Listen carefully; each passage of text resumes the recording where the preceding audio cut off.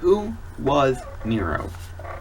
Although today Nero is best remembered for fiddling while Rome burned and his persecution of the Christians, his life was far stranger and more complex. Nero started as a good emperor who held Rome, but as he went mad with power, he became close to evil personified.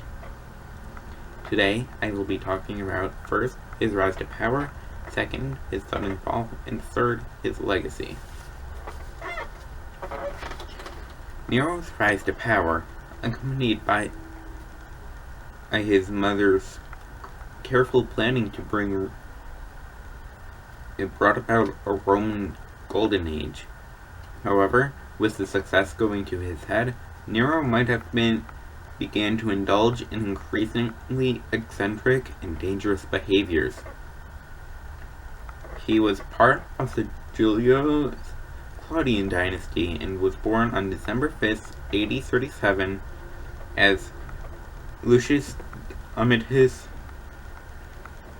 I don't know how to pronounce that. Although he was not originally expected to be an emperor, Nero's mother worked hard to negotiate her way up the family hierarchy. Despite the setbacks, she eventually placed her son on the throne. It had been hinted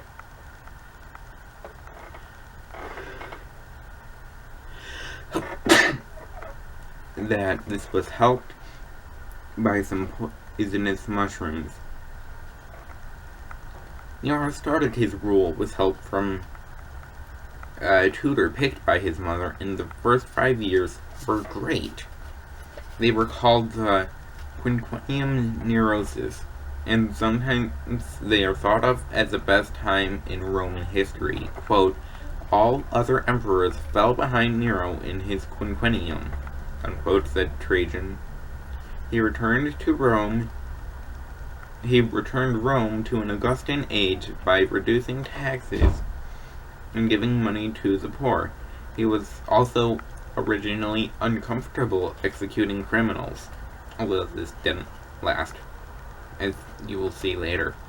He established building codes to prevent fires and established regulations to reduce spending and provided the poor with free entertainment.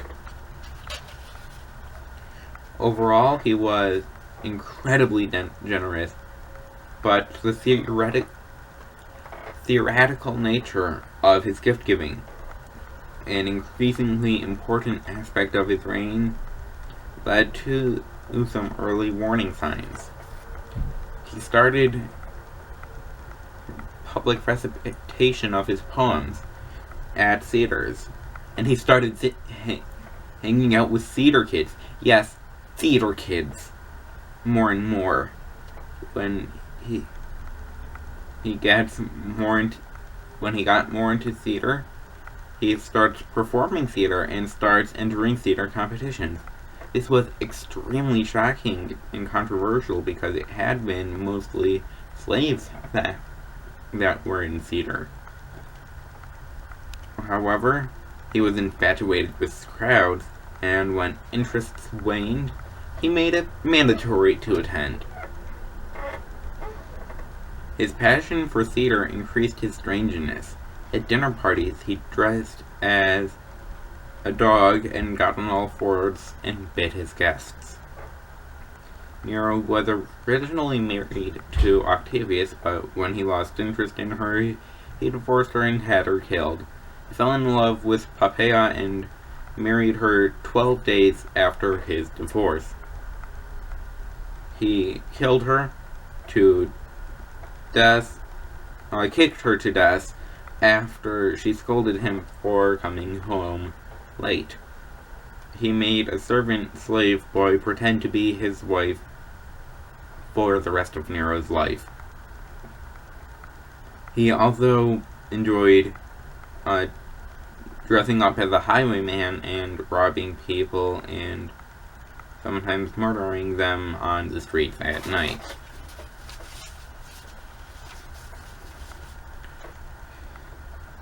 When his mother got more and more worried about him, he had her killed. After 2 failed attempts, he decided to go with assassins. However, he was haunted by this decision for the rest of his life. Secondly, after the remarkable success of his first 5 years in office, Nero's strange behavior was increasingly matched by his lack of focus on imperial matters. As the empire fell into chaos, his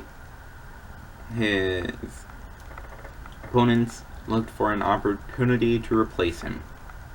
Although Nero's behavior had become increasingly erratic as his reign continued, it was not until AD 60 that real threats to his power began to emerge. One such was when in 60 AD, when after the Romans assaulted a woman who was said to be the queen of part of Britain, some Britons revolted. Another was with the creation of the Domus Arena and the persecution of the Christians. These were both results of the Great Fire of Rome. On July 19, 64, a fire started in the Circus Maximus. When it was finally extinguished almost an entire week later, 10 of Rome's 14 districts were burned. On the site, he built a mansion with multiple lake-sized pools. He also had a huge 120-foot tall statue of himself in there. But for the fire, he blamed and persecuted Christians. He did this to stop the rumor that it was him that said it.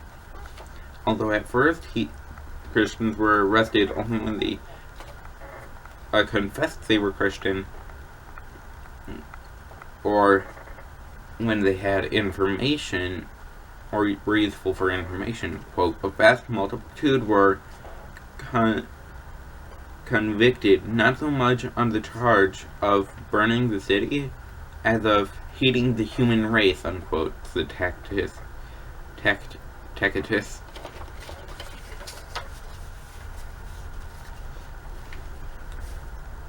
Nero used the deaths as a sport. He crucified and burned many. Among yet more attempts against him were the Pisonian conspiracy in AD 65 and the revolt of Vindex in AD 68.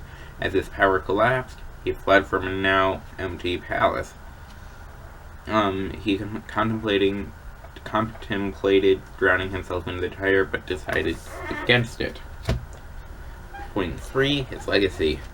Nero's struggle with the Roman aristocracy and his ignominious death, which brought about the end to the Julio-Claudian dynasty, led his legacy to be both intentionally and unintentionally tarnished. Additionally, the persecution of the believers made a permanent impact on his legacy.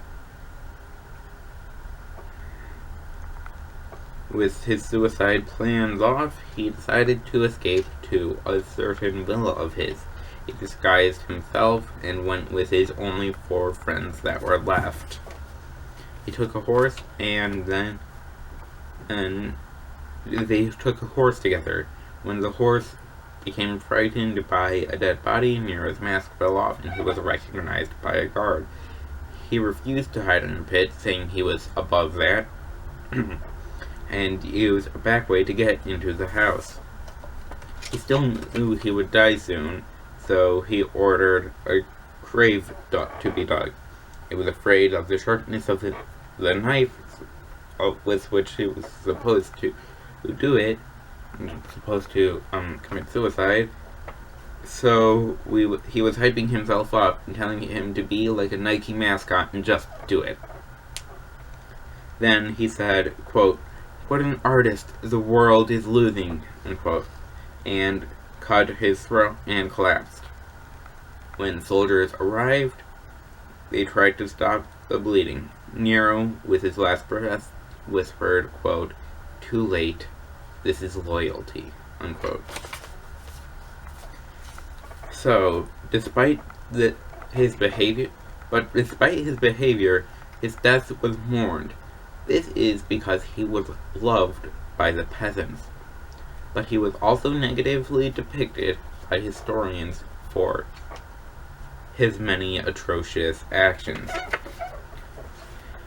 So, although today Nero is best remembered for fiddling while Rome burned and his persecution of the Christians, his life was far stranger and more complex. Because of his rise to power, his sudden fall, and his legacy, Nero started as a good emperor who helped Rome, but as he went mad with power, he became close to evil personified.